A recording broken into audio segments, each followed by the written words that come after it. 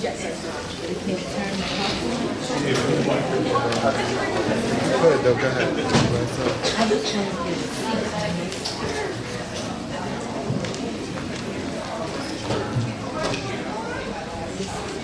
We told Joe for the last time, do not call me on that mic.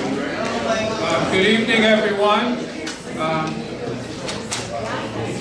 As we start our meeting, I'm going to ask Reverend Gwen Dingle to give us the invocation.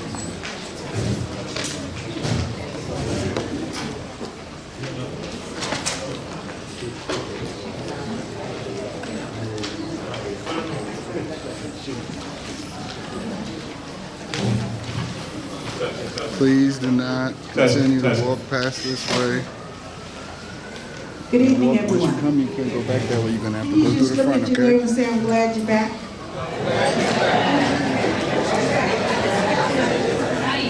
Bow our heads in prayer. Father, we thank you for bringing community board members back together, bringing the community back together.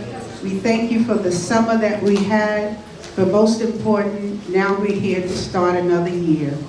And we're asking that you will be a part of this meeting and that you will help us to make great decisions. We thank you for our leaders.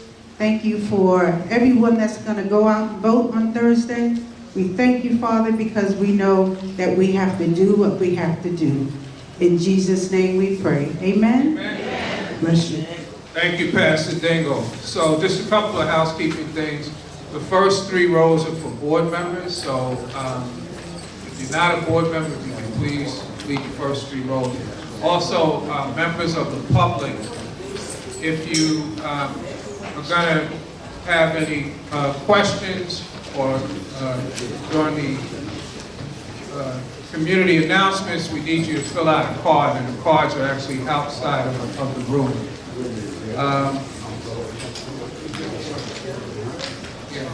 Do all the board members have agendas for tonight? Mr. Butler, around, I think we may need a few more. Okay. So, good evening, board members, members of the public, elected officials, and community partners and presenters. I welcome you back to our first public meeting after the summer recess. The Community Board 3 will be meeting here in the Billie Holiday Theater for at least a year, as Restoration Corporation is in the process of renovating the community room in the basement, which is our normal meeting place. I would like to extend my congratulations to Monique Antoine. Is Monique here? You can just stand. Monique. She was appointed by Borough President Eric Adams. She took the place of former board member Paulette Moorhead, who resigned late in the spring. So we now have 50 board members, which is our statutory limit. I'm just going to briefly report on some of the activities I've been involved with on behalf of the community over the last couple of months. On June 28th, District Manager Henry Butler and myself met with Senator Velma Montgomery and residents of Fulton Park houses regarding public health hazards, including rodent infestation and sewage overflow. The development is located between Fulton Street and Herkimer Street, between Utica Avenue and Rochester Avenue. The staff is following up on the tenants' complaints with the Department of Health and other city agencies. On December 28th, the district manager and myself also participated in the RAT Summit that was called by Borough President Adams. Also attending was Councilmember Cornegie and representatives from the New York City Department of Health. The summit took place at Restoration Plaza and was well attended. During the summer, the leadership of the Land Use Committee, C. Doris Penn, Dennis George, and Ellen Miller, as well as myself and Mr. Henry Butler, worked closely with Assemblymember Tremaine Wright on a Vital Brooklyn RFP. Vital Brooklyn is a program that was announced by Governor Cuomo that will invest $1.4 billion in central Brooklyn. Approximately half of that investment will be for healthcare in central Brooklyn. An RFP was issued by the state during the summer for development of a site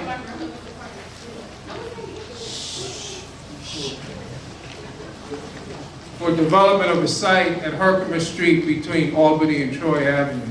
The site is currently owned by Interfaith Hospital and is used for employee parking. After much discussion and negotiation, the Executive Committee of the Community Board voted to issue a letter of support to East Brooklyn congregations for their proposal. They were the only group that had reached out to the Community Board, as well as to Assemblymember Tremaine Wright regarding that RFP. The project will create a blend of affordable housing for senior citizens.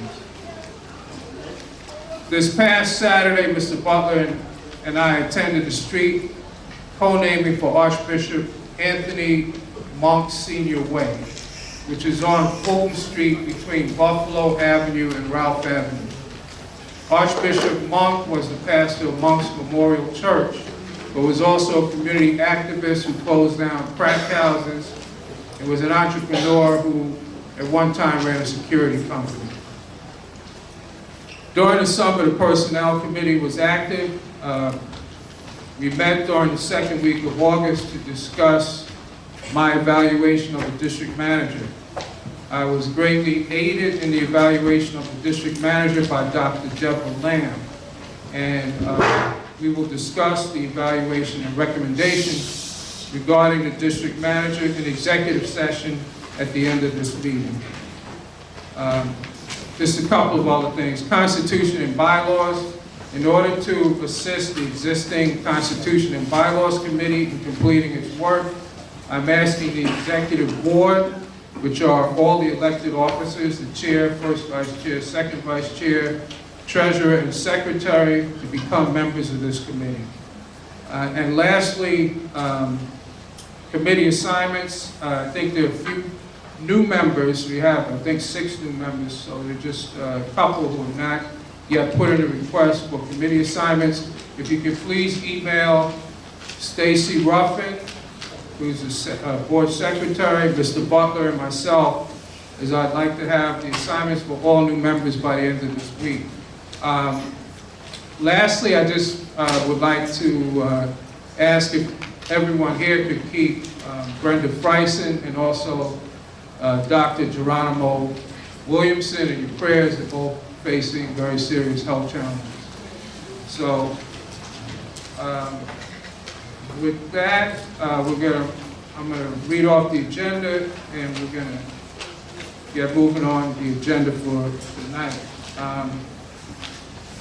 We're gonna have acknowledgement of elected officials and community partners, followed by the district manager's report, followed by an informational presentation coming from the Health and Social Service Committee, presentation from an organization called SHARE, Cancer Support Organization.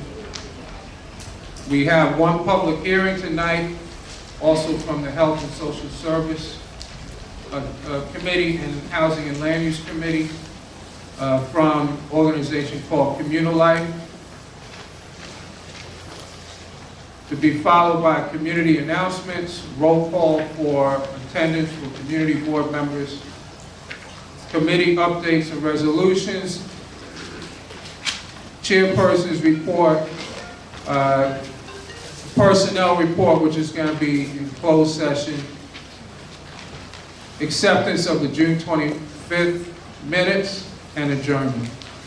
So we're going to start with the acknowledgement of elected officials and community partners, and if you could please be ready in this order.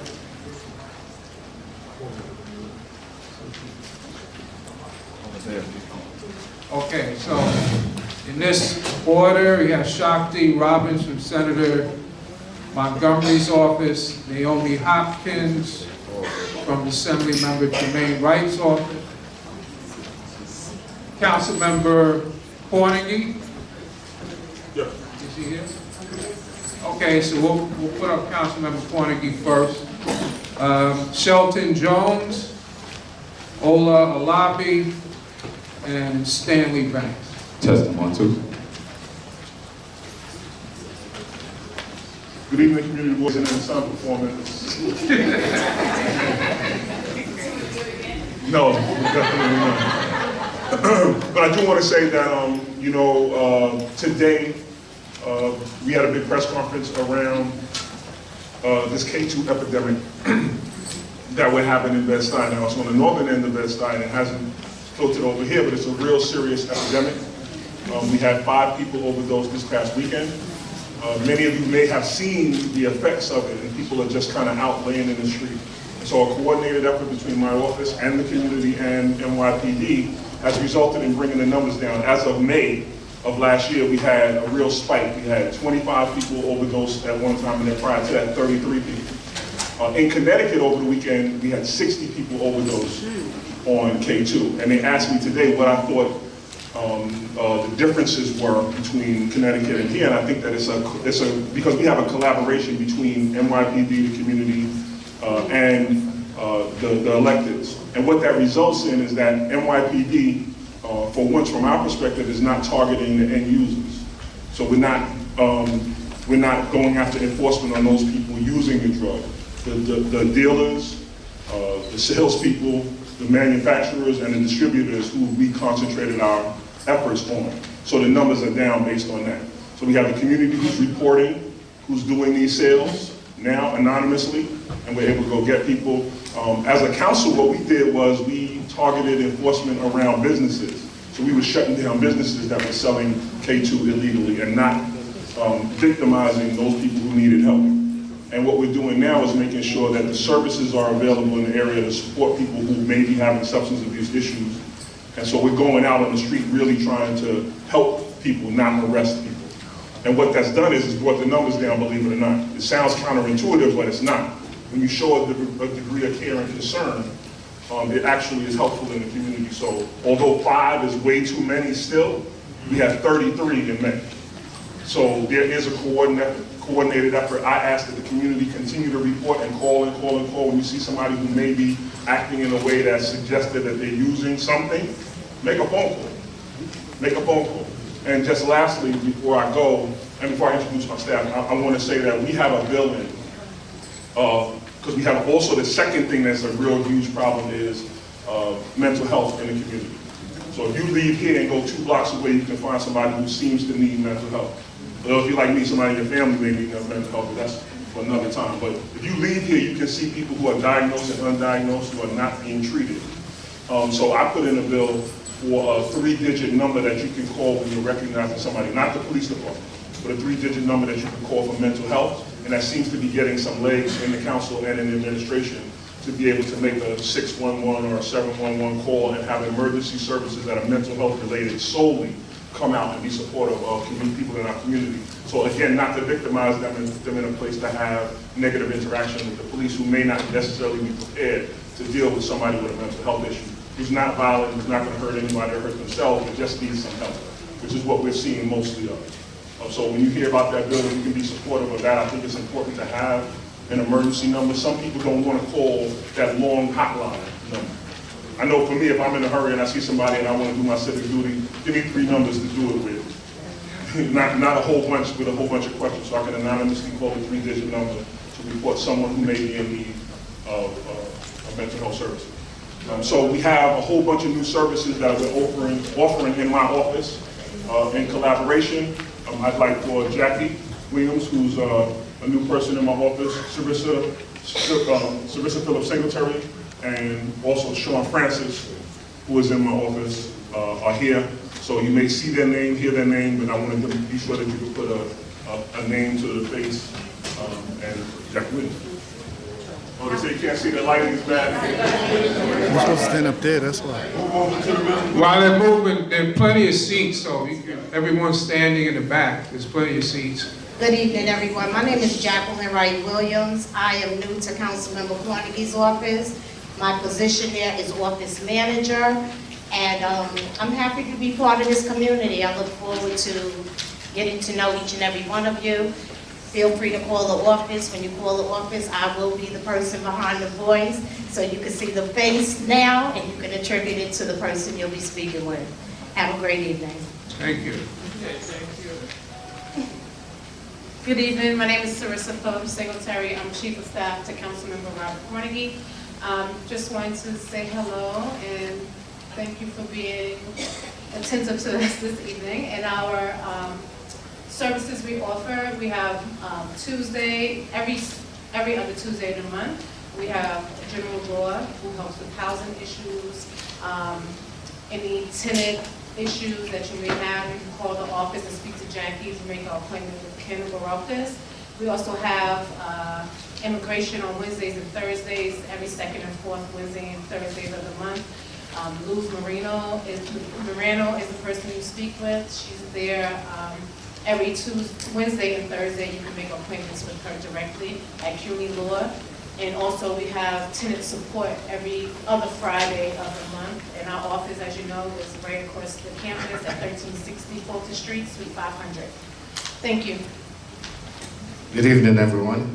Good evening. Yes, we're going to talk about the advisory board. New to the office, we're going to start bringing an advisory board meeting every first Saturday of the month, where we're going to bring in different service providers where you can come in and hear about information and get, empowered by the information that's going to be distributed.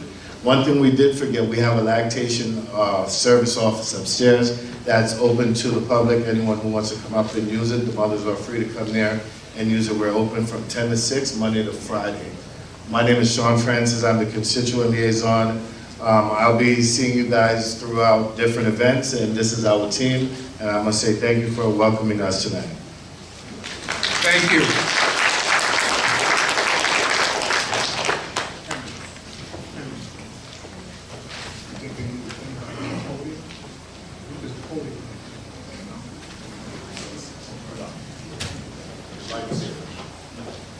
Good afternoon, everyone. My name is Kim Robinson, and I represent Councilmember Alika Ampry Samuels, and we hope you had a safe and wonderful summer. So I'll be really quick. I have two announcements, and this pertains to the participatory budgeting that's going to be happening. The council member had 2 information sessions that's happening in the Ocean Hill neighborhood on September 26th at Brooklyn Collegiate School, which is at 2021 Bergen Street. The other one is for the Bedford Stuyvesant neighborhood, which is going to be happening at Public School 5, which is 820 Hancock, 6:30 to 8:30 p.m. And all this information is outside. If anyone has any questions, our office is at 400 Rockaway Avenue. That's 718-953-3097. And again, my name is Kim Robinson, and I represent Councilmember Alika Ampry Samuel. Thank you. Thank you. I just wanted to acknowledge we have with us Civil Court Judge Ingrid Joseph. If you can please stand. All right, thank you. Good evening. I'm District Leader Olanike Alabi, and I just wanted to first welcome everyone back from the summer. Second, I think all of us know that Thursday is the primary election, not tomorrow, but it's Thursday. And the polls are open from 6 to 9. There's still time to get an absentee ballot if you're unable to vote or if you happen to be leaving town tomorrow or Wednesday. But of course, I encourage everyone to come out and vote. All of the offices, we can only vote once if you live in the borough of Brooklyn, but for judges, and Judge Joseph is on the ballot, we can select up to 2. Finally, I will be resuming my town hall meetings next month. And I hope as many of you as possible can come out. Thank you so much and enjoy the evening. Thank you. Okay, next up, I need y'all to come to the light. Come to the light. Don't be shy so they can see y'all. Here we go. There you go. Bright lights. Install. Yeah. Good evening, my name is Shakti Robbins-Kubas, representing Senator Montgomery. First, welcome back. I hope you all had a wonderful summer. And I actually bring some good news. Last month, the governor signed our construction notification bill, so we're very excited. So from now on, Department of Buildings will have to notify adjoining homeowners before construction begins, provide proof of insurance, and the copy of the permit. So if anything happens, homeowners are empowered and they know exactly who to contact and what they need to do. Also, I brought with me some of our Guide to Youth Career and Internship Opportunity brochures. We did mail them out, but I brought some extras. We focused on paid opportunities. There are internships for high school and college students, but there's also workforce development and educational programs that do provide stipends for youth who are maybe out of school and out of work. And have a good evening. Thank you. Thank you.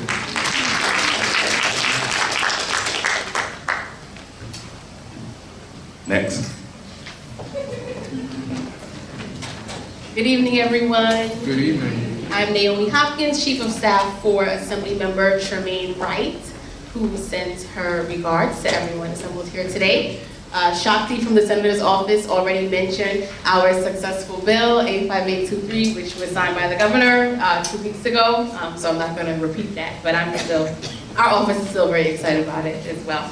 I just have two announcements from the Assembly member. The first is a New York State Citizen Preparedness Corps event that will take place right here on Wednesday, October 10th, 2018. The doors open at 6 p.m. and the event will be from 6:30 to 8:30 p.m. Participants will be advised on how to properly prepare for any disaster, including developing a family emergency plan and stocking up on emergency supplies and what to do in case of an active shooter in your area. It's extremely important. That event is free to everyone, however, you must RSVP. We do have flyers outside. Please take one when you leave, or feel free to check our website and sign up to attend. We already have some folks already signed up, but the class will fill up. There is a capacity. The second thing is everyone knows about our turkey trot that takes place on Thanksgiving morning, right? So this year we're going to offer training runs over a 10-week period. The first training will be Sunday, September 16th. So every Sunday and every Tuesday, beginning September 16th, we'll meet right in the plaza at Restoration, and we will do a short run so folks can train and be ready for the 5K. And one more thing, there are two new people in our office that I want to introduce everyone to. It's a little dark in here. Taekwon and Shamita, please raise your hands. They're right over there. So if you need anything, you come into the office and the assembly member is not there or I'm not there, please speak with Taekwon and Shamita. Thank you. Thank you.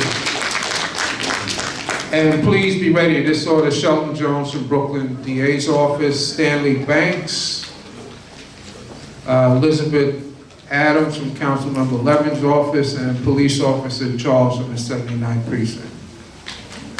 Good evening, everyone.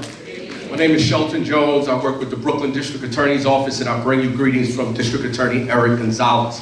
The announcement that I have today is our 5th installment of Begin Again is happening this month, which will be on September 21st and September 22nd at Lenox Road Baptist Church. I know it's not in North Brooklyn. All of our previous ones were all in North Brooklyn, so we had to show South Brooklyn a little love as well. So that's where the next Begin Again will be. In addition, on Friday, the DA had an announcement in a press conference at Lenox Road Baptist Church to discuss another initiative. Not only are we no longer going to be prosecuting low-level marijuana possession cases, but the DA is even taking it a step further. He is looking for individuals who have had a misdemeanor conviction for marijuana usage, and where they can come to Begin Again the first time, and they can get those cases removed from their records completely. This will be ongoing, but the first time that they can do this will be at Begin Again. I have the flyer right here. They're on the table. And we will continue to do this throughout the year. We're looking to get about 200 and something thousand people's records cleared from low-level marijuana cases.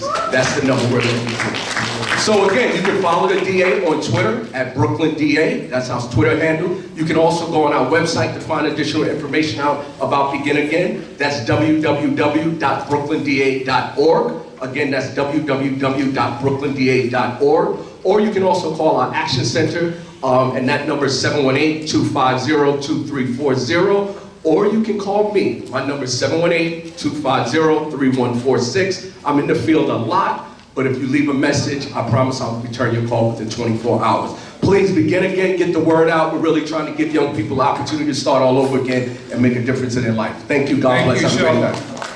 Thank you. Slight change in the order. We're going to have the representative from Borough President Adams' office, Candace Julian. Good evening, Bed-Stuy.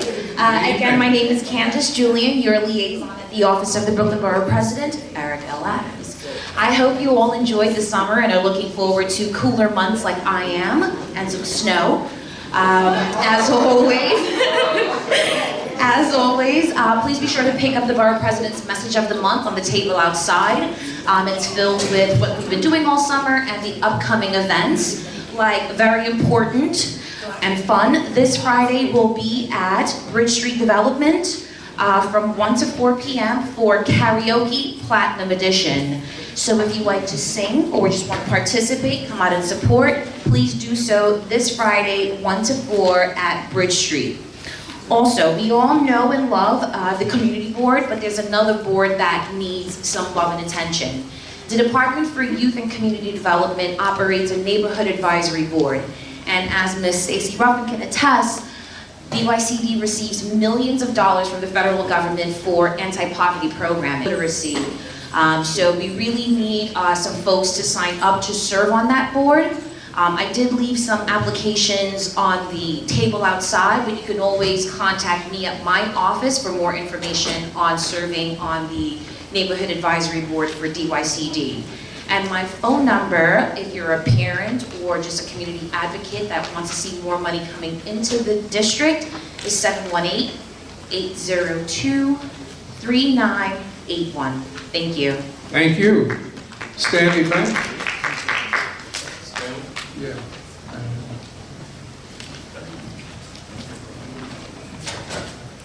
Good evening. Good evening, board members. Good evening. How are you? By a show of hands, who knows who Sam Penn was? Yeah. Okay. Yeah, a round of applause is needed for that too. And for Mrs. Penn. My name is Stanley Banks. I'm a musician in the area. I've been here for 39 years, right across the street. And I've traveled the world. But this man, Sam Penn, is our hero. He is one of our heroes.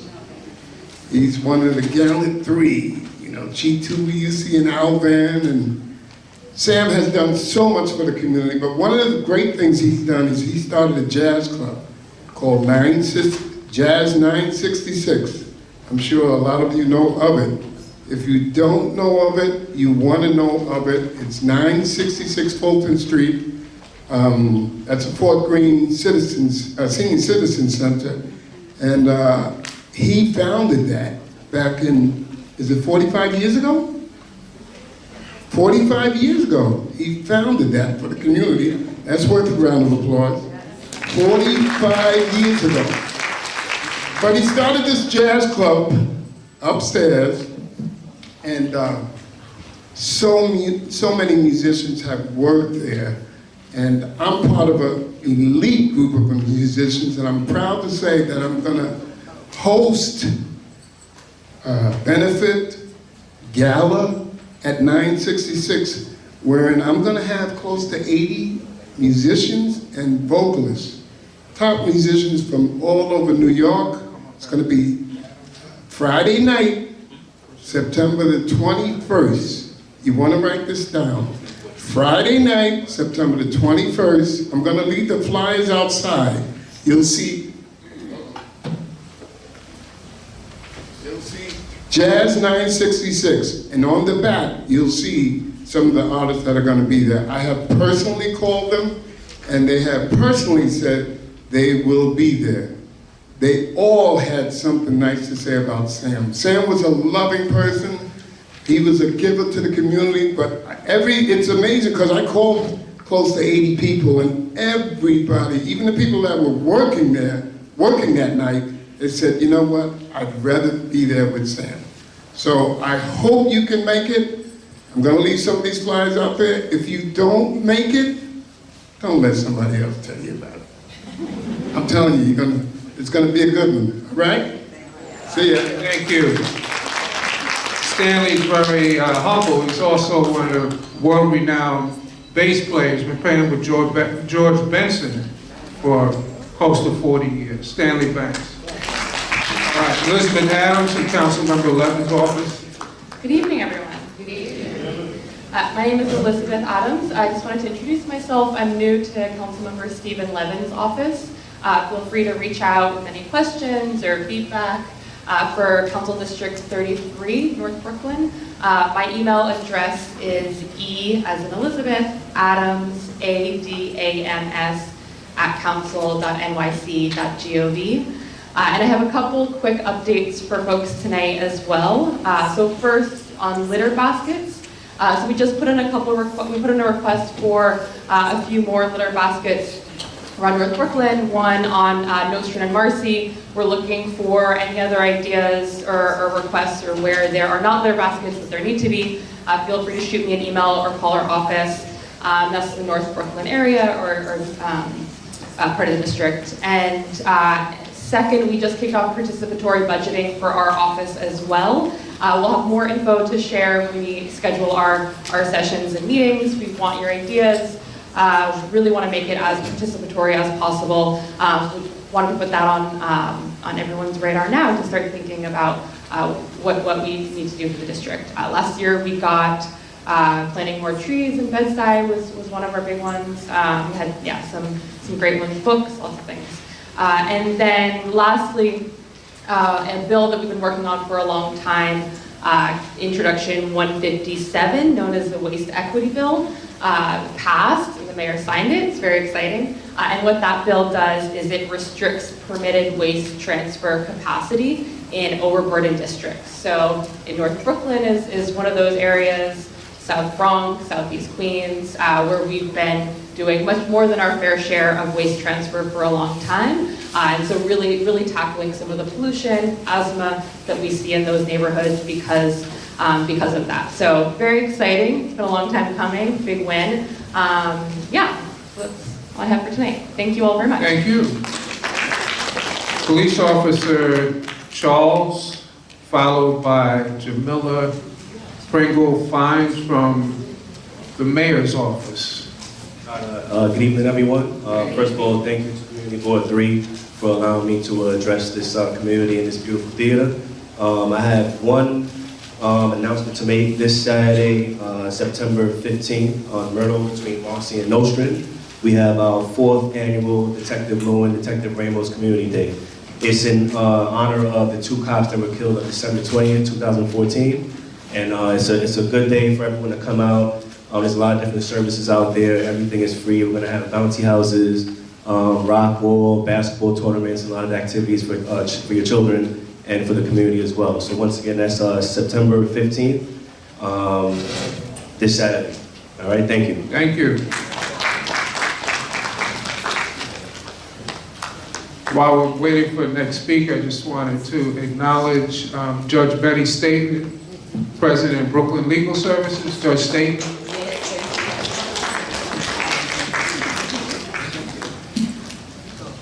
Good afternoon, good evening. Good evening. It's been a long day. So my name is Jamila Pringle Fines. I'm gonna be taking the place of Tahira Moore at the Mayor's office as Brooklyn Borough Director. So just introducing myself. If you guys ever need anything, I'm here, and you'll be seeing a lot more of me. That's it. Thank you. Okay, we have the Brooklyn Public Library, followed by Vera Lynn Jones from the Bedford Stuyvesant Museum of African Art, followed by Dan Fisher from the 81st. Okay, Dan Fisher's gonna be up. Okay, how y'all doing tonight, everybody? Okay, they really making me go crazy now. They gave me a stage to work with now? Wow. 2 minutes, no problem. Well, it's good to see so many of you all tonight. Welcome back. I hope we all had a great summer. I know I did. My youngest daughter just went to college. Now both daughters are away in college, and I'm having the time of my life. I want to quickly thank all of you all who were able to come out and spend some time with us at the 81st Precinct summer camp program that we had. We had wonderful young people and young people who were also helping us along with the police officers. So anybody who took the time out to come and volunteer time, we greatly appreciate it. Look forward to you all next year. Remember, it's one of the best camps out there for one of the best prices. $200 a year. Our kid is taken care of pretty much for the whole summer. We go on trips every week.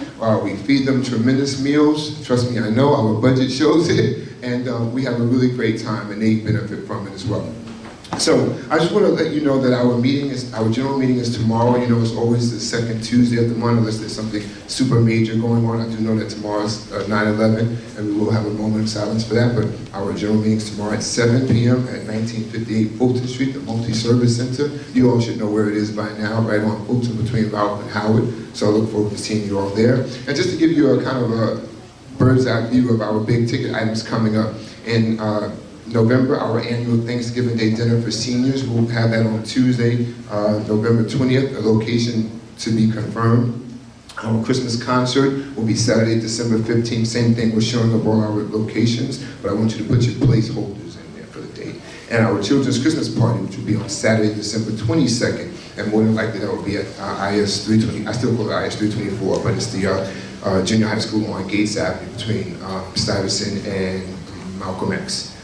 Also, we have a few other good things coming up. Naomi, who was here from Assemblywoman Tremaine's Rights Office, she didn't mention it, but we're partnering together to do the Bed-Stuy 5K this year because we think that health is very important for our community.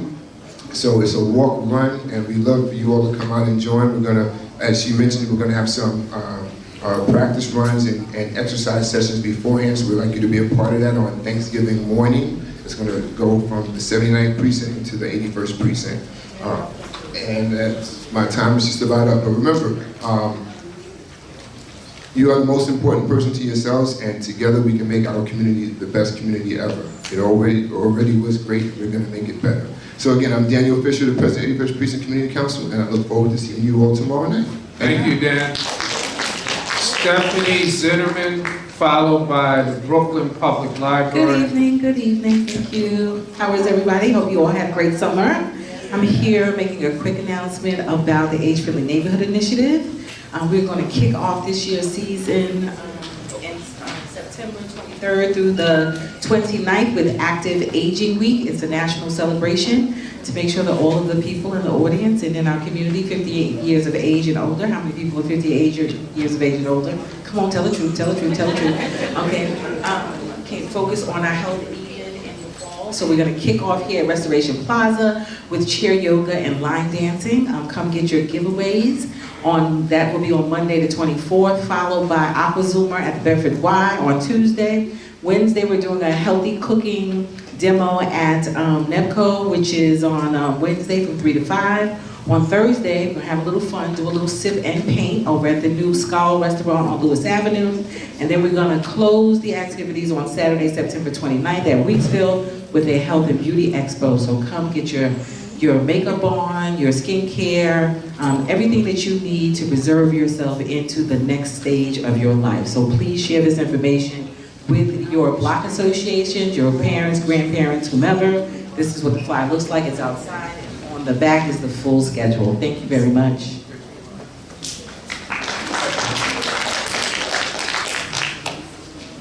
Good afternoon. Oh, thank you, she did. It's good evening. My name is Taina Evans and I'm from Brooklyn Public Library. I have announcements for the babies. Children aged 5 through 9 can join up for Team Up to Read, which is a 6-session series of programs that's going to design reading, fluency, and comprehension. Please call your local location. Children that attend three sessions will be able to win tickets to the Brooklyn Nets game. For the teens, we have librarian, Librarians of Tomorrow is an internship program where 10th, 11th, and 12th graders will receive a stipend. They'll go to whichever location is convenient for them, and it's going to build academic and a college career readiness. The students will receive a stipend, volunteer hours, and resume building experience. And for the older adults, this Wednesday at the Central Library, we're hosting our first ever senior debate team where older adults will get a free constitution. But it's with the International Association of Senior Debates, and hopefully we can create a senior debate team at the library to talk about whether or not we should dissolve the Constitution, with the hopes that we can compete with Brooklyn College and other events. And October 17th, there's flyers in the back. We have a disability symposium where the Commission of Human Rights will give a presentation. So I don't have any flyers with me, but if you want any information, please, you can call 718-230-2100. Again, 718-230-2100. Again, my name is Taina Evans from Brooklyn Public Library. Thank you, Taina. So we just have two more speakers for this portion of the agenda. Is Vera Lynn Jones, and then lastly will be Karen Cherry from Assembly Member Eric DeLand's office. Good evening, everyone. My name is Vera Lynn Jones. I'm the Executive Director and founder of the Bedford Stuyvesant Museum of African Art. Yes, we do have an African Art Museum in Bed-Stuy that represents about 25 of the 55 countries. African art, museum quality African art. Every year we have an annual Nelson Mandela Humanitarian Award event, and our event has been approved and sanctioned by the South African Nelson Mandela Foundation. We have an official letter. Thanks to former Mayor David Dinkins, wrote an incredible letter to the foundation, and we got the letter in December of 2017. October the 13th at the Brooklyn Museum, we're having our 4th Mandela Award event. They have approved it as the Madiba. Madiba is the endearing name for Nelson Mandela. It's the Madiba Humanitarian Award, celebrating the legacy of Nelson Mandela. And we have a theme, which is education of forceful weapon, empowering the world's children. And we have the awardees. The honorees this year include Ruth E. Carter. She is the costume designer of the Black Panther movie. We're honoring her because, you know, she's done about 45 movies, costumes for 45 movies. Very positive role model for young people. We have James Shaw. Remember, he was the Waffle House hero in Tennessee who tackled the gunman. We're honoring him. He has confirmed he will be coming. We have a minister, Tony Muhammad. He has started the United Peace Movement to stop gang violence. You don't hear the Crips and the Bloods killing each other anymore in Los Angeles. He is coming and we're honoring him. And then we have two other honorees who spent most of their life in growing up in the foster care system, and they want to bring attention to how children are aging out of the foster care system at 18. They're put into the streets without any support systems. So this is going to be a tremendous event, and it's not going to be a lot of talking. We have lots of entertainment. We have Lilius White. We all know her. She would play the mother in Fela. Too much? Yeah, wrap it up. Sorry. Okay, and still walkers and boot gum dancers, which are mostly from the Lion King. So thank you. Please come out and support. I'll leave the flyers on the table. Thank you. Thank you. So Karen Cherry just wanted to be acknowledged. I think she may have left. Karen Cherry from Assembly Member Eric DeLand's office. Next, we're going to have the District Manager's report, Mr. Henry Butler. Good evening, everyone. Real quick, Department of Transportation outside conducting a transportation study for Community Board 3 by surveying community residents. So if you want to have your opinion heard, your voice heard, please go outside to the table out there. Department of Transportation is out there dealing with transportation issues pertaining to CB3. Last Wednesday, was the first meeting of the budget consultation with the city agencies, the district managers throughout Brooklyn. We met with Department of Sanitation, Department of Transportation, Department of Environmental Protection, Fire Department, Parks Department. The capital money for our garage is still in the budget, and Commissioner Garcia stated that she would register our project with OMB this fiscal year, which means the money cannot be removed. For those who don't know, just because they say the money is there, whenever there's a situation of budget cuts to city agencies, the money can be removed. So she told us, once she registered with our Office of Management and Budget, that means the money then can never be moved. Found out Department of Sanitation, they have no enforcement authority over public schools when it comes to how they put out their school trash. I know we get a lot of complaints about some of our public schools and how they're putting out the trash too early or too late or too soon on the day it's not supposed to go out. That's an issue we're going to have to deal with, actually the Department of Education with and the principals of the schools. Sanitation, they don't have any enforcement authority over them. When it comes to private lots, the Sanitation Department has to get an order from a judge in order to enter the property and clean it out. City-owned lot, they can go in there, but if it's a privately owned lot, they have to go to court to get that order. According to the Department of Transportation, the money for trench restoration is scheduled for fiscal year 2020. Fiscal year 2020 starts July 1st of 2019. And the only block that got funding for fiscal year 2020 for trench restoration is Hancock between Tompkins and Marcy Avenue. For those who don't know what trench restoration is, that's when you see those streets where the sinkhole is so deep and they'll tar it up, but then it'll sink back down again because that support system is not there. So we have several blocks that are like that in the district. We submitted those, but the only one that got money in the first round of funding, the only block that got money in the first round of funding is Hancock, Tompkins, Marcy. According to the Department of Environmental Protection, Brooklyn has 36,548 catch basins. They currently have 391 repairs outstanding, which represents 0.19% of total inventory in Brooklyn. If you feel there's an issue with a catch basin on your block or anywhere throughout the neighborhood, that is a 311 complaint driven. So you must go 311 and then call the community board office. FDNY operations and city planning meets approximately every 2 to 3 weeks to review DOT proposals and development plans. FDNY operations begin all reviews by checking apparatus assets for both maneuverability and firefighting operations. And for the Parks Department, the capital budget projects, that was emailed to the board members. For the public, that will also be on our website tomorrow. But I just wanted to mention a couple of capital projects. The Herbert Von King Cultural Arts Center. It's been closed for several years. Been a lot of complaints about, the length of closure. Construction actually didn't begin until 2017, even though it was closed around 2015. It was closed initially because of Department of Building violations and fire code violations. And then they put out an RFP for a contractor. They had to get rid of that contractor. They put out another RFP for a contractor, had to get rid of that contractor. So that's what caused the major delay in the project. But they have started construction and it's scheduled to be completed spring of 2019. The Jesse Owens Playground, that construction began in 2017 and that will be completed fall of 2018. They're just about finished with the Jesse Owens Playground.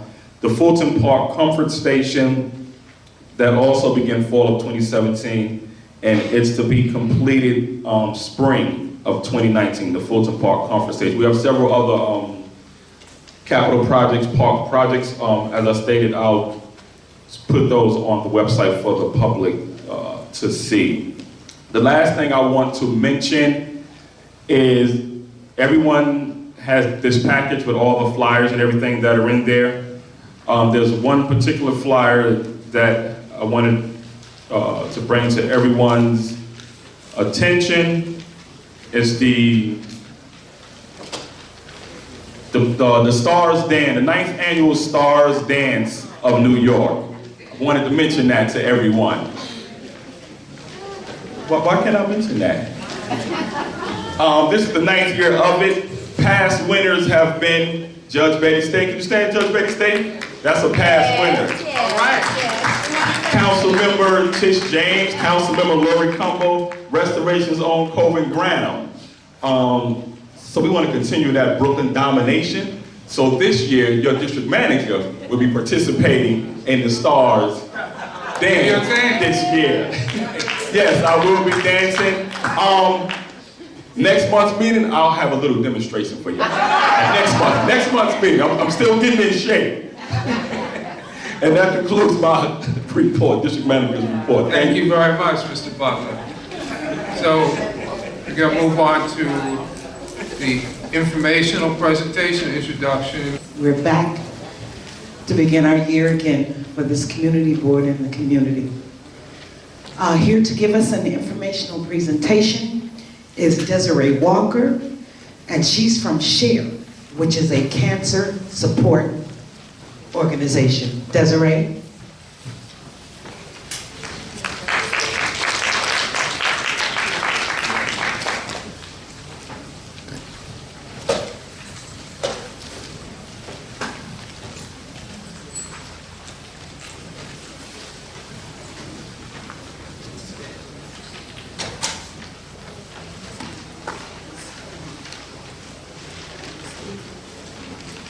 Good evening.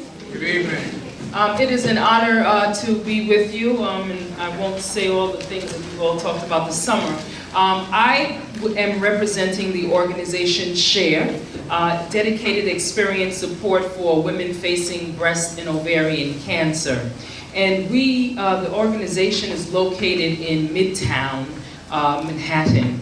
But one of the things the organization has received funding in order to increase their outreach effort in the African American and Latino communities. And as such, I wanted to come out and advise you that this organization exists. One of the things that we are trying to do through an ambassador program is to help to educate, inform, and empower individuals about the diseases. One of the things that we have found over time is that unfortunately somebody is going to hear the words, you have breast or ovarian cancer.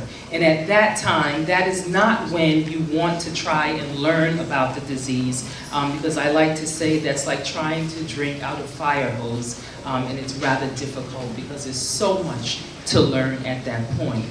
The organization also offers support groups for the various types of breast and ovarian cancer. In addition to that, they have webinars throughout the year, and they also offer other programming throughout New York City as well. So I wanted to come and let you know that if you are affiliated with any organization that would be interested in hosting a breast or ovarian cancer program. The program is about an hour long, including question and answer. And we also bring resources, not only in terms of the services that the organization offers, but other resources available both locally and nationally. The organization also has a helpline, 1-844-ASK-SHARE.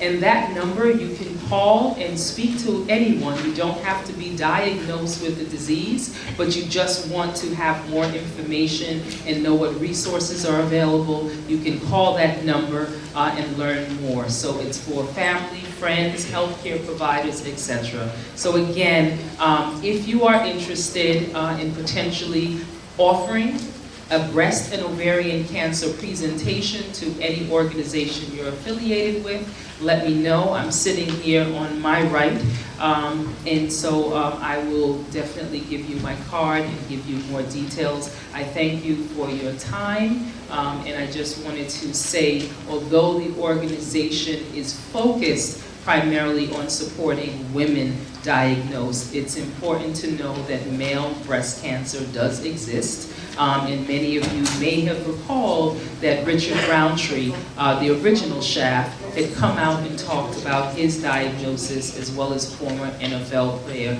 Ernie Green. So let's be informed, let's be empowered, so that we can make the right choices if we have to be touched by disease. Thank you very much. Thank you very much. So you can see Ms. Walker, I guess, if you have any other questions about her organization. I think she'll be here for a little while. We're going to move into our public hearing, and the introduction will be given again by the chair of the Health and Social Service Committee, Edna Johnson. And this is actually a joint presentation with the Housing and Land Use Committee. I don't know, Ms. Penn, if you wanted to say anything as well. Okay, so it'll be introduced by Edna Johnson.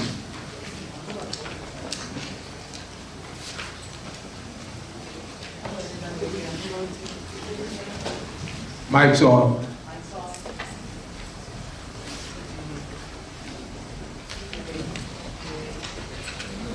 It's not working. Okay. Henry gave me a trick microphone. I know what he did. It's okay. Ladies and gentlemen, here to give us an update on the project on the Woodhall parking lot is Communal Life. Dr. Rosa Gill, would you please come? Here you go. Good evening. We are delighted to be here as two members of the board, our chairperson of the Health and Housing Committee. So for us, it's really... Is it better here? Yeah. Okay. So again, thank you for being here tonight, and we are delighted to give you an update on the residents that we have developed at Woodhall Hospital. Also, I want to acknowledge the presence of Mr. Greg Calise, who is the Chief Executive Officer of Woodhall Hospital, who is here with us in the audience. I'm going to ask Michael O'Connell to please give us a little bit of a 5-minute presentation so you know what's happening at Woodhall when we're going to be opening this residence. Michael? Thank you.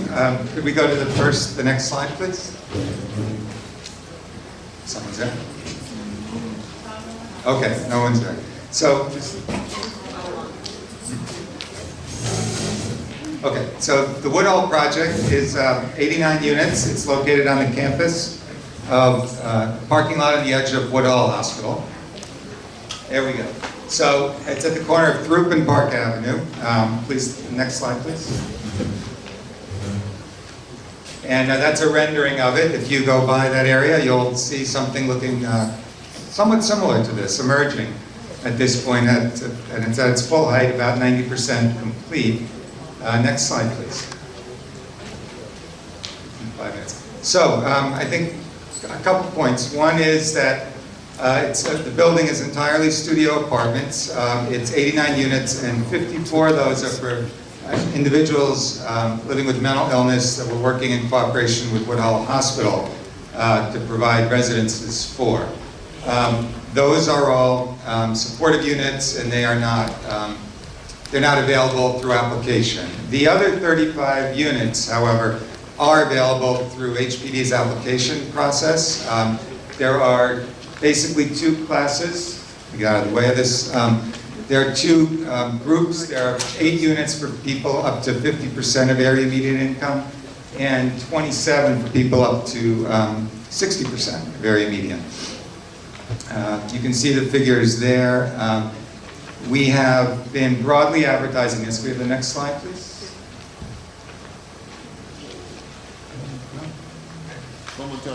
Momentarily.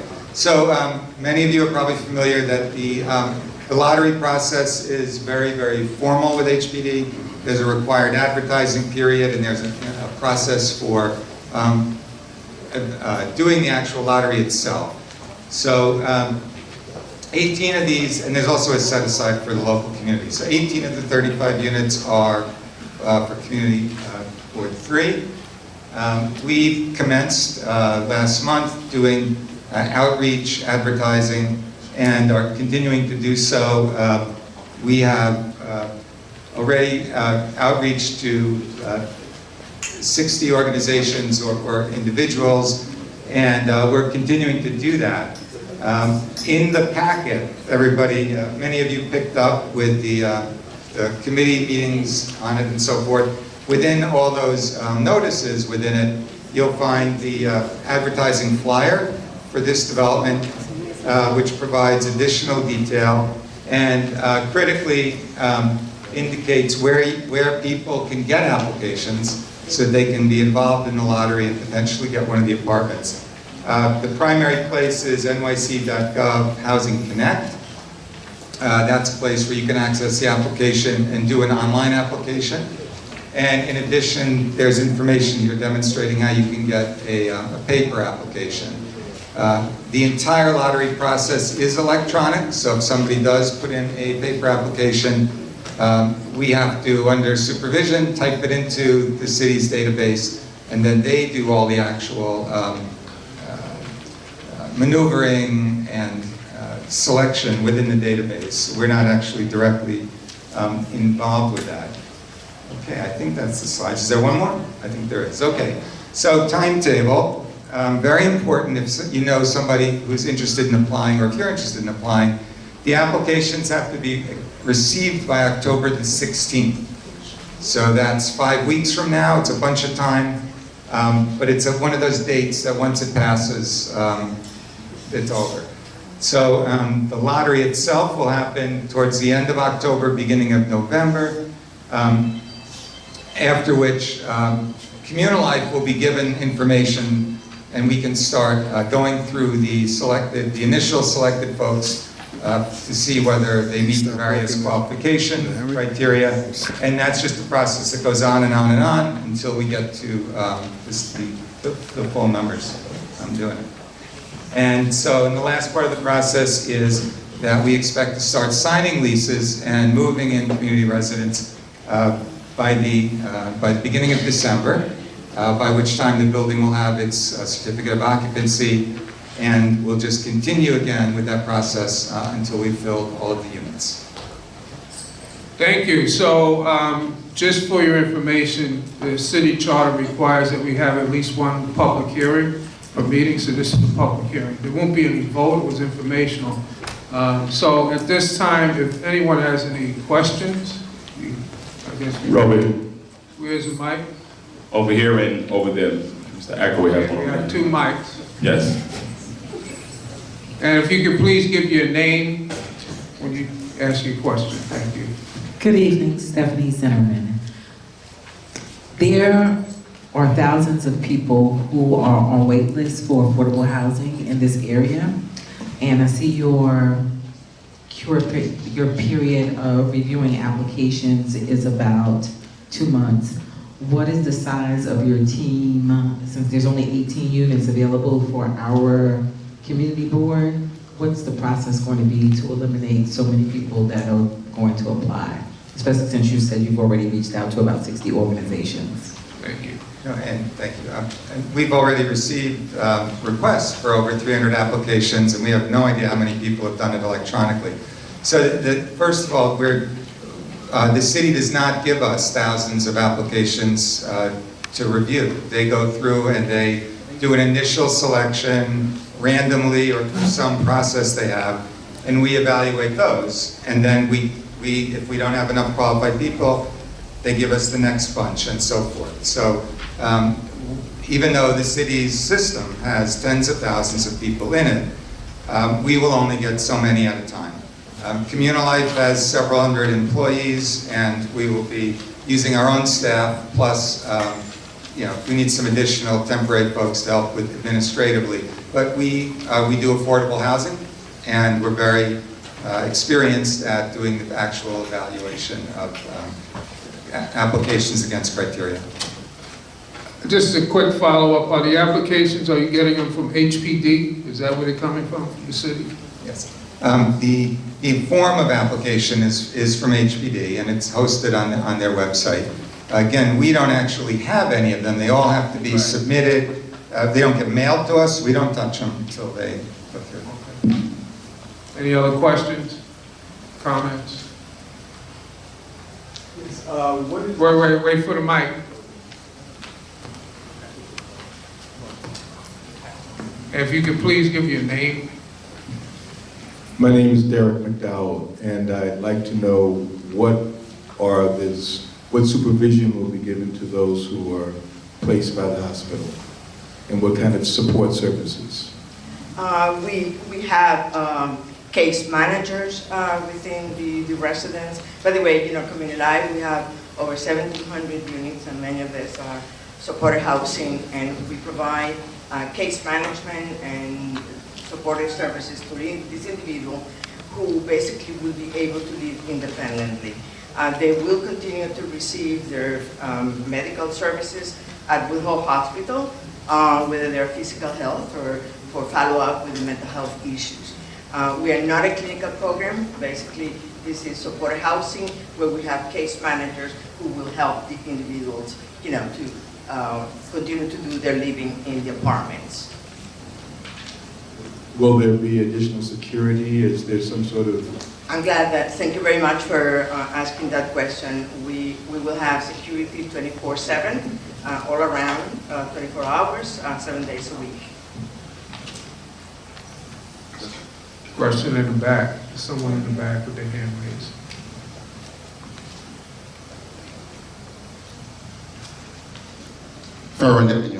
Is there a mic component to these residential units? No, primarily the diagnosis. What's MICA? MICA is mentally ill and substance abuse. It's a dual diagnosis. But in this case now, primarily the diagnosis that we're looking for are individuals who are struggling with mental illness, not substance abuse. Over here. How you guys doing? Are you guys doing any mental health? I'm right here now.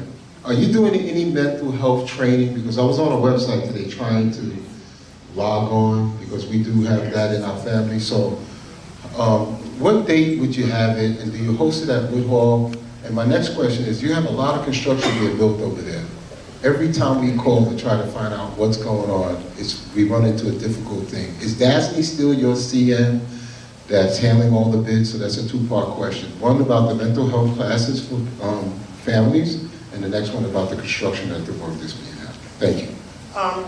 Basically, in our buildings, we do help the individuals that are tenants to address the issues about their mental illness. But if you're asking if provide training for the community at large on issues of mental illness, no, we don't. But if there is a request from the community for us to do workshops, for example, we would be more than delighted to do that. And for the second question? Sure. The project is being built by a contractor that we selected under HPD's competitive bidding process. So they are not affiliated with us in any way. However, Community Life has worked with them extensively in terms of trying to get local participation, both in terms of subcontractors and workforce. If you'd like to catch me on, or I can give you my contact information, we can speak more about that. Any other? One last, can I just follow up something? So basically, we got other people. I know that. I'm One sorry. last quick. So you don't offer the community mental health training, or because you have a high density of mental health and substance abuse in that area.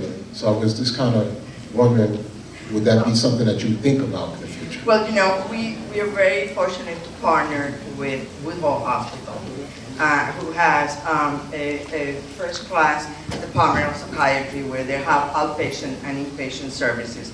I'm sure that working with Mr. Calise, we can ask the Woodhull Hospital, the mental health department, to help us to develop more training for the community if that's what's needed. But I just want to really share with all of you, we are not a licensed mental health clinic. This is not a requirement for supported housing. So the mental health treatment will be done by the Woodhull Department of Psychiatry on an outpatient basis, or if need to be, if an admission is required. And just real quick on the jobs part, at the beginning of the project, Community Board 3, we did have a meeting with Community Life and the actual general contractor, and we did set in place where applicants were bringing applications to the community board, and we were submitting it to Community Life and the general contractor, and they were issuing a monthly report to us about local residents who were hired, on the job. Now, for the contract part, that once again goes through, the MWBE process. But we did get a monthly report from them showing that they were actually hiring residents from the community who brought applications into the community board, and then we submitted it to the contractor and Community Life. Yeah, I think, is that Mr. Mabona? Yeah. Please give your name. Yeah, hi, I'm Kenneth Bono. You said you have 1,700 units? We have over 1,700 units in the city of New York, except for Staten Island. Yes. Where? Staten Island? Except for Staten Where? Island.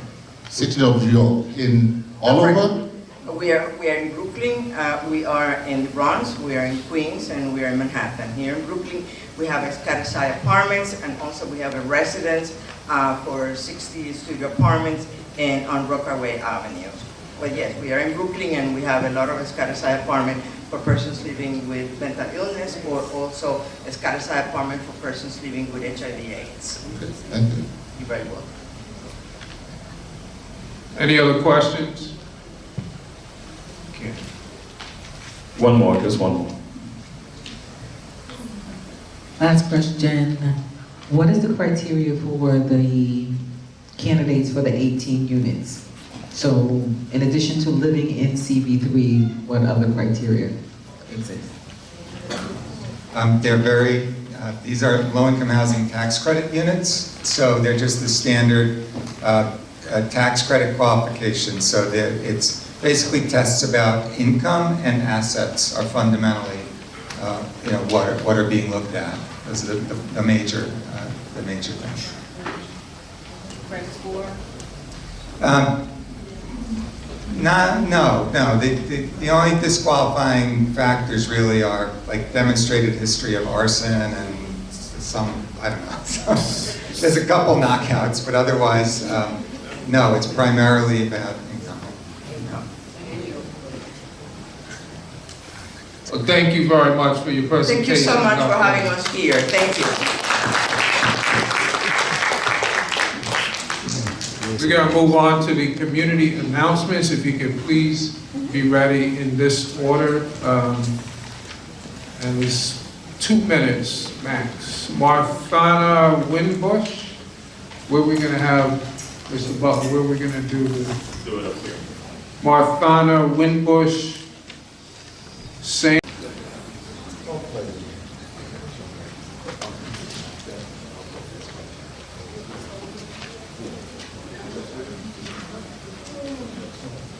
Yeah, Mr. Sweeney.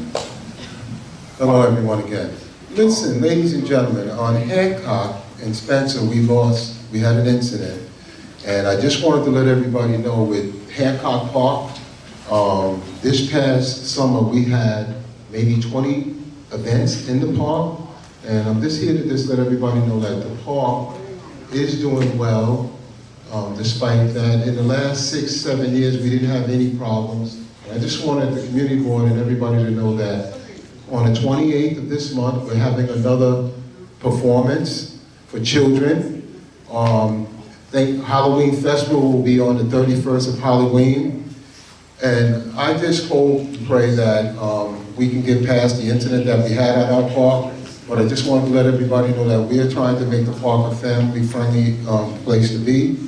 And unfortunately that we did have an incident. But we've had 20 different events. They were great. We had church events in the park, movie nights, and we're going to keep going forward. We're doing good things. And then another plug that I want to do is a new organization, a new restaurant that opened up called Coco Grind on Fulton Street.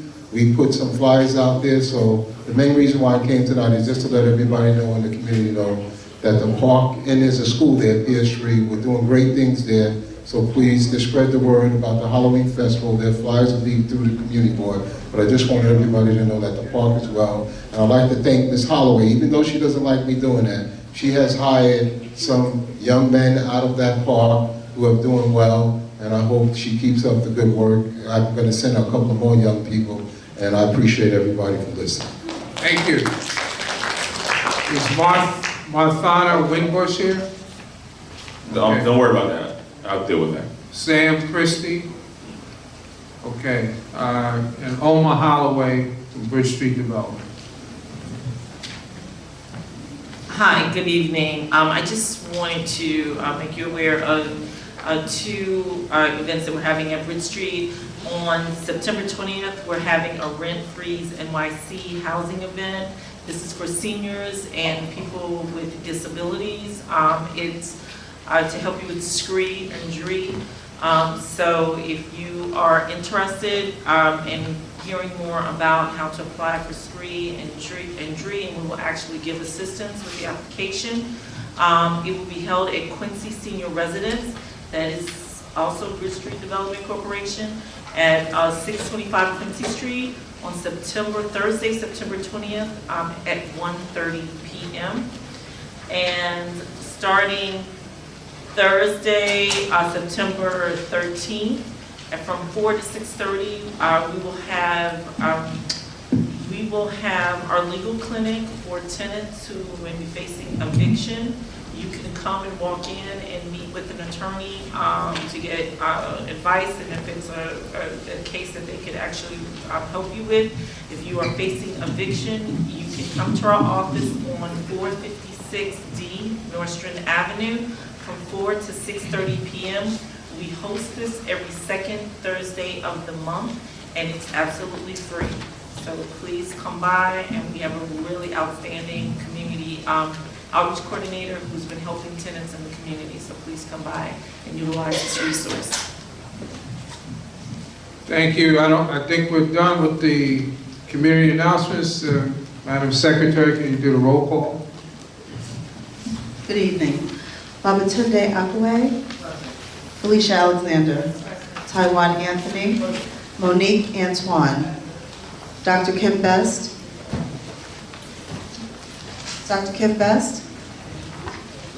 Anthony Ruzareff, Michael Catlin, Ivy Gamble Cobb, Evelyn Collier, Pastor Gwendolyn Dingle, Taina Evans, Mark Fassel, Richard Flateau, Sharon Forbes, Keith Forrest, Dennis George, Gregory Glasgow. Shia Greenfeld is excused. Mary Jamison Head, Abby Robinson Hobson, Oma Holloway, Everett Hughes, Therese Iriarte, Edna Johnson. Okay, thank you.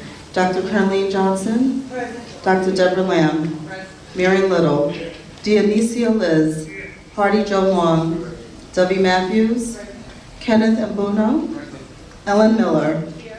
Eldika Murray is excused. Melissa Plowder-Norman, Kwaku Payton, Satina Payton, Simone Pratt, C. Doris Penn, Karen Rao, Carolyn Richburg, Stacy Ruffin here, Shakira Shahid, Suzette Shepard, Jamila Swift, Chinyello Udo. Excuse me. All right. Omar Walker is excused. Reverend Dr. Robert Waterman. Present. Shanita Wells. Doug Williams. TJ Wilson. Okay, we're going to move on to our committee updates and resolutions. Do any of the chairs have any updates or any resolutions? Hello, on behalf of the Education and Youth Committee, I want to welcome everyone back who will be joining us this year. Our meeting is on Thursday, the second Thursday of the month. It is at 7 p.m. in the Community Board office. In some material it says 6:30, but it's at 7 p.m. this Thursday, second Thursday of every month.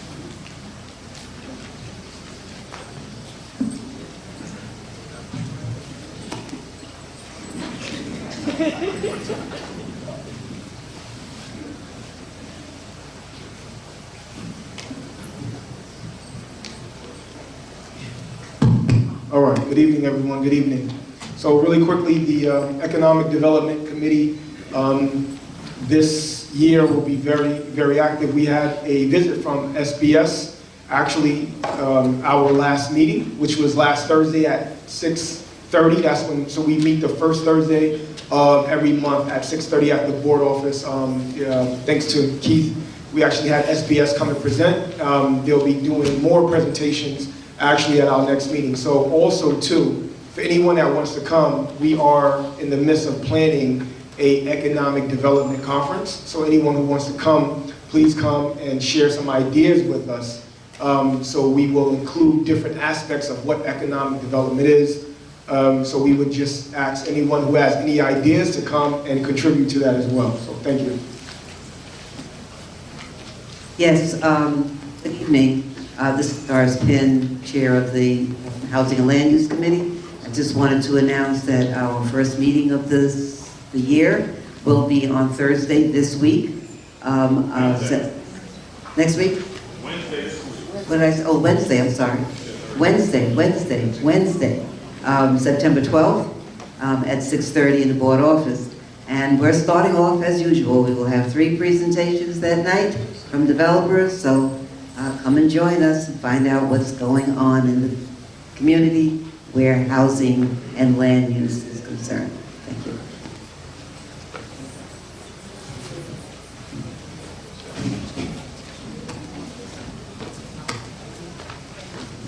Good evening, everyone. The Parks, Arts, and Culture Committee had their meeting, their first meeting of the year, on September 5th, Wednesday. Our next one is the first Wednesday in October. We will be working on a survey to hand out to you guys probably in November to ask you about your summer, how you found the parks, how you found arts and culture in the community, and to get back to us. So I'll have an announcement in October, and hopefully the survey will be ready for you in November.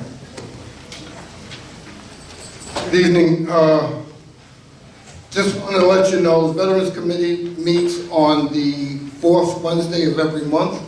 We discuss issues that veterans might have, how veterans can get involved with the VA and things of that nature. Also, we always have someone from the VA present at our meetings. Thank you.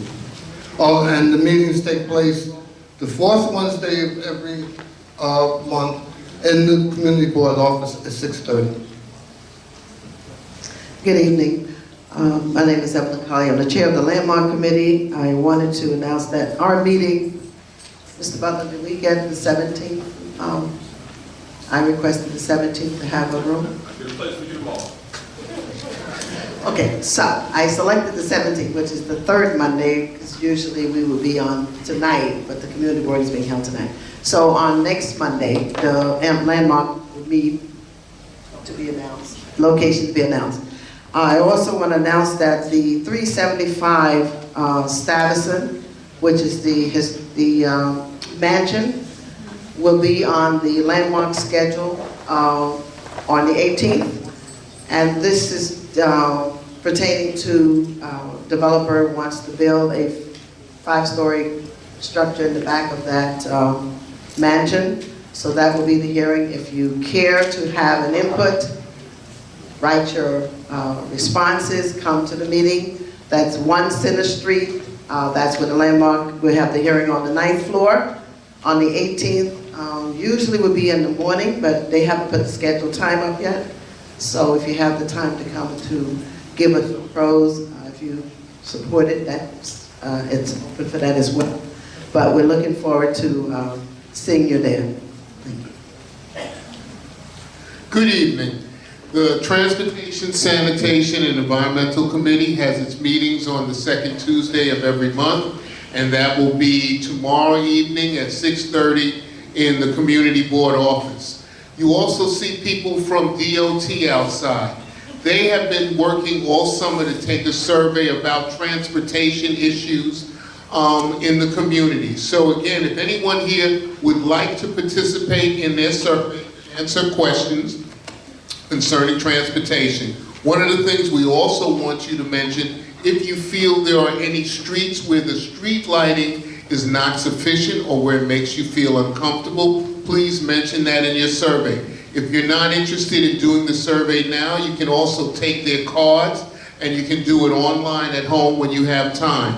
But the Transportation, Sanitation, and Environmental Committee will be meeting tomorrow, and one of the issues that we will be following closely is the construction and bidding on the sanitation garage that should be coming to Community Board 3. Good evening. On behalf of the Constitution and Bylaws Committee, we meet on the last Thursday of each month. So for this month, in September, we meet on the 27th. We look forward to you guys coming. I want to thank the chair for adding additional members to our cohort, and we look forward to working for you. Thank you, and God bless. All right, thank you. Any other committee reports or updates? Okay, if not, I'm going to ask for a motion from one of the board members that we go into executive session. There's a personnel matter that we have to discuss, and the charter allows us to go into executive session for things like personnel matters. Mr. Chairman, I move that we go into executive session to discuss the personnel matter.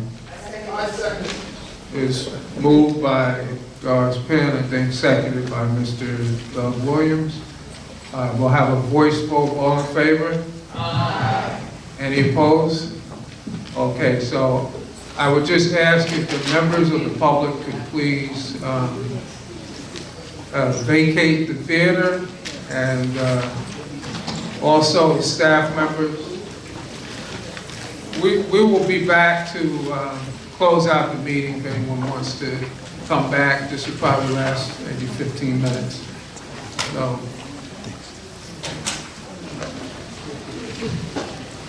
board members should not be leaving at this point.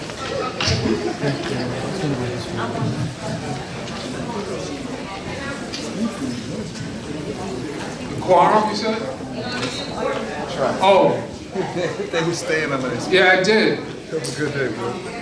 I did at the very beginning. We have one new board member, Miss Antoine. No, we have 5. I announced them in June. Yeah.